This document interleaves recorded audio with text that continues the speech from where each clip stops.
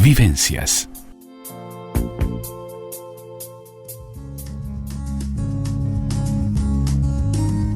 Abiertamente.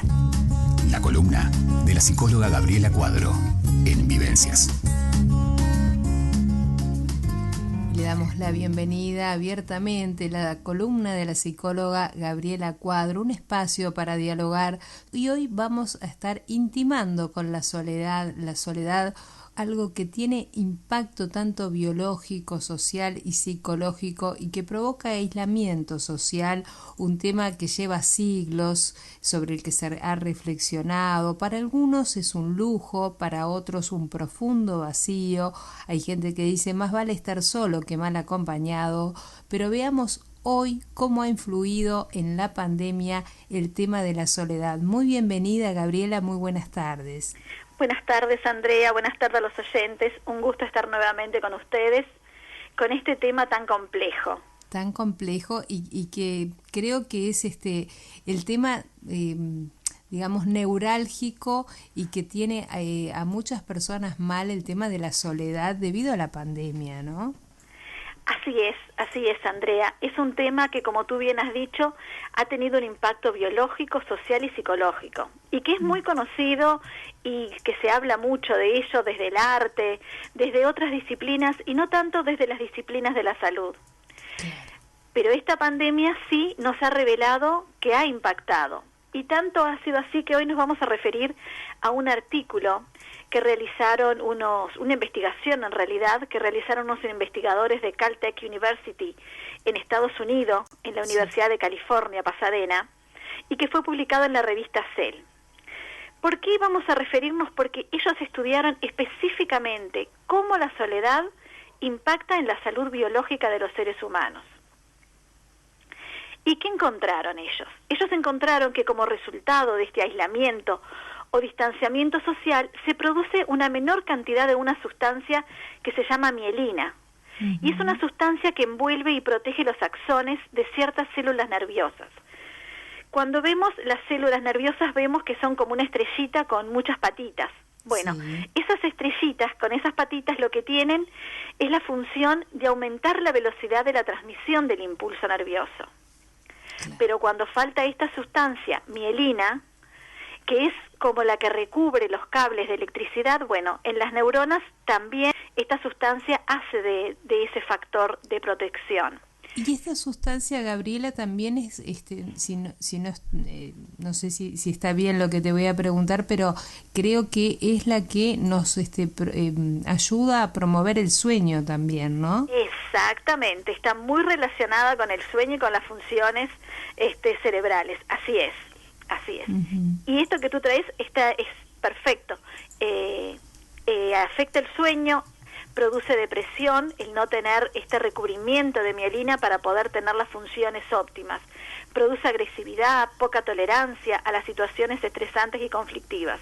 Y vaya si por esta situación de la pandemia hemos transitado por situaciones estresantes, de conflicto, de insomnio. Uh-huh. Entonces ellos arribaron a esta conclusión que tanta falta nos hacía para complementar lo que ya el arte venía reconociendo hace mucho tiempo, a la soledad como causa de dolor y padecimiento. Y bueno, en la naturaleza tenemos innumerables ejemplos acerca de que la estrategia de vivir en grupos aumenta la supervivencia de las especies y entre ellas está la especie humana. Claro. Entonces, qué importante es este factor de ser gregarios, ¿verdad?, de poder convivir con otros, de tener el apoyo de los demás congéneres. Claro.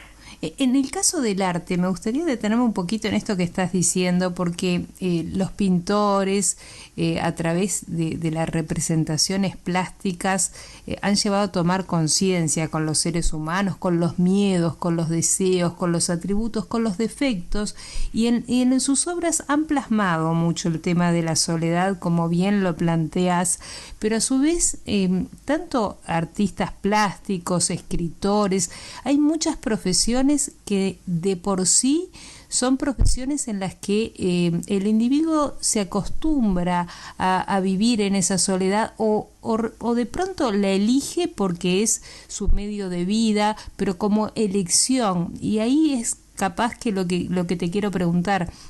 En el tema del aislamiento, el tema de la soledad no es un tema elegido, es un tema impuesto. Sin dudas que es así. Y cuando hablas de algunos autores me viene a la mente uno de mis favoritos, que es Edward Hopper, con esos cuadros de esas personas mirando a través de una ventana, en diferentes situaciones, viendo el mundo a través de una ventana. ¿Y cuántos hemos visto durante este largo año de pandemia el mundo a través de una ventana? Claro. Y esto otro que tú traías también es muy interesante, el que muchas personas eligen la soledad. Y vamos a ir para ahí porque ahora en algunos instantes, una vez que transitemos por este primer preámbulo, vamos a diferenciar lo que es la soledad y la solitud. Ay, qué interesante. Es muy interesante saber cuál es la diferencia. La evolución nos ha dotado de algunas señales de alarma. Por ejemplo, el dolor físico nos protege de sufrir algún tipo de daño, de quemarnos, de caer en un pozo. Instintivamente nos protegemos de eso. Sí. Y también tenemos la conducta de evitación o el dolor social, que es lo que llamamos la soledad, y que tiene como objetivo proteger al individuo del altísimo riesgo para la supervivencia que supone el aislamiento social. Evidentemente, en grupos somos mucho más fuertes y bueno, ya desde muchos siglos atrás sabemos que estar en grupo nos protege del entorno, de las agresiones y nos provee mayor capacidad de superar obstáculos. Claro. Nuestros genes generalmente desencadenan una serie de respuestas adaptativas, tanto al dolor físico como al dolor social. Y bueno, y esto ha ido cambiando a través de la evolución humana.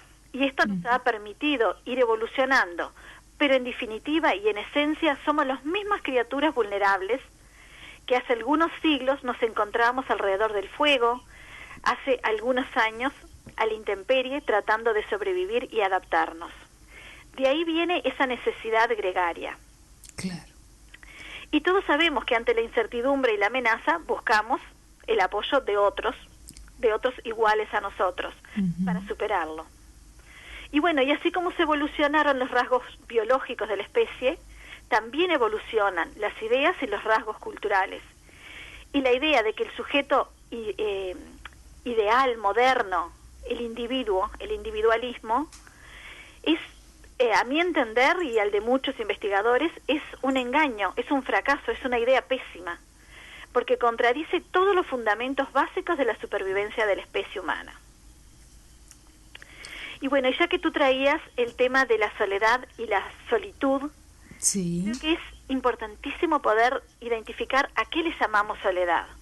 Sí. Y la soledad es ese estado de estar solo, que se autopercibe como una emoción negativa, que se siente como un padecimiento. Y tiene que ver, a ver, Gabriela, con algo que también se nos ha inculcado. Se nos ha inculcado que para ser felices esto es algo social, ¿no?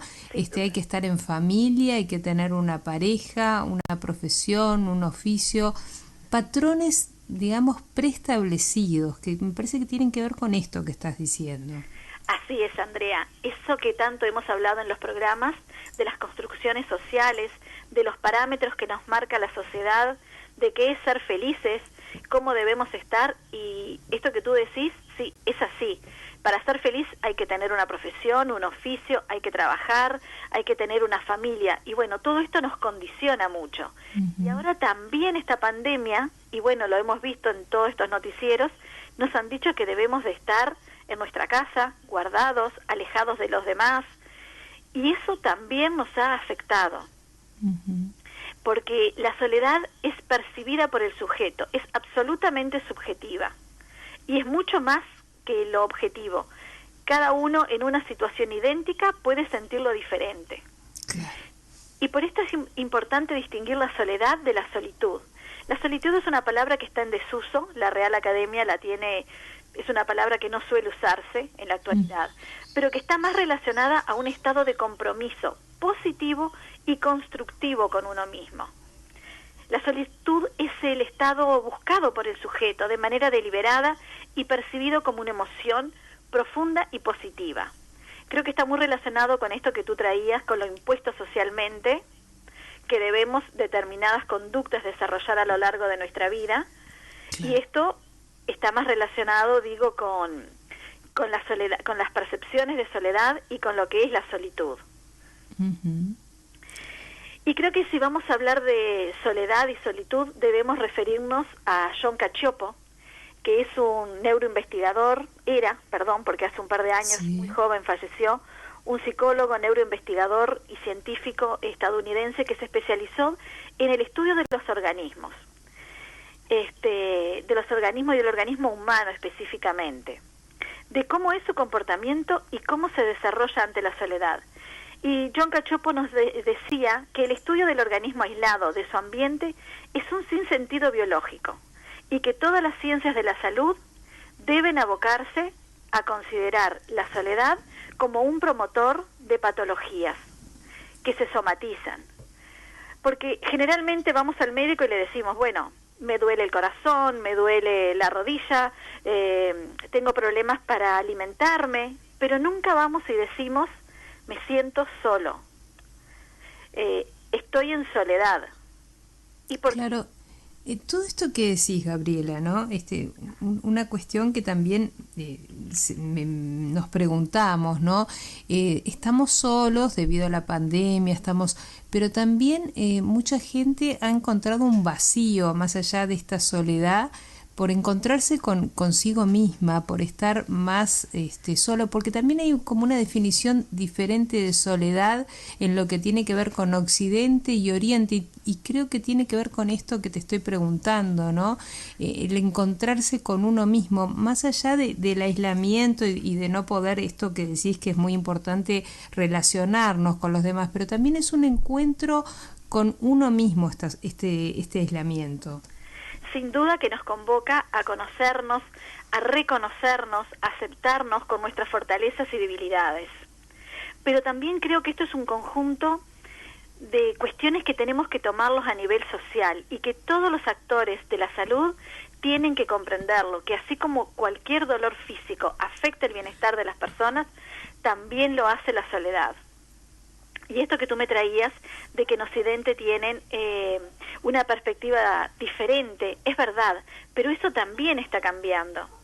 En la década del 80 y 90 en Japón se comenzó, esto es una anécdota que digo, ha estado en muchísima bibliografía sobre el tema de la soledad y cómo ha evolucionado la cultura nipona, que se observó un curioso fenómeno que llamó la atención de muchos investigadores y comenzaron a hacer investigaciones de carácter etnográfico. Uh-huh. ¿Qué se detectó? Que muchas personas mayores estaban terminando siendo procesadas y yendo a la cárcel. Personas de 70, 80 y 90 años. Esto en la década del 80 y el 90. Estos investigadores decidieron hacer la investigación etnográfica, entrevistando uno a uno a estas personas mayores y preguntándoles qué les había pasado, porque eran cosas bastante pequeñas, como robarse un perfume en un centro comercial, una bufanda en un shopping, pequeñas cosas que determinaban que fueran procesados y terminaran encarcelados.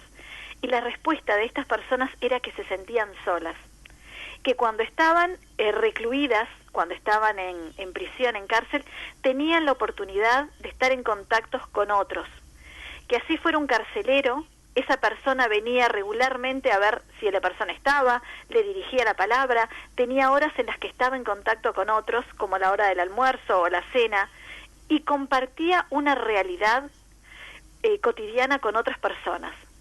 Creo que es terrible darnos cuenta que estas personas preferían perder su libertad física para lograr de alguna manera tener este contacto humano. Sí, realmente nos dejás boquiabiertas, ¿no?, con esto que nos contás. Ese es un fenómeno que se daba en los 80 y 90, y bueno, luego comenzaron como son los japoneses, ¿no?, muy con la tecnología, sí. Y también para nosotros va a ser muy chocante, comenzaron a desarrollar acompañantes robots para estas personas, uh-huh, que incluso daban talleres de estimulación cognitiva y todo eso. Pero bueno, creo que podemos continuar la próxima porque, bueno, sí, un poquito cuál es la importancia y cuál es el factor de riesgo y la incidencia que tiene la soledad en las enfermedades físicas y mentales para las personas mayores y compararlas con otras patologías. Continuaremos entonces en tu próxima columna. Hoy estamos en un día que no es el habitual. Te agradecemos, Gabriela, porque el miércoles no tuvimos programa, pero nos reencontraremos el próximo miércoles y seguiremos ahondando sobre este tema tan interesante y tan actual como es el de la soledad. Muchísimas gracias y muy buen fin de semana. Como siempre, un gusto compartir con ustedes. Feliz Día de los Trabajadores para todos. Igualmente para ti. Muchas gracias, Gabriela. Vivencias.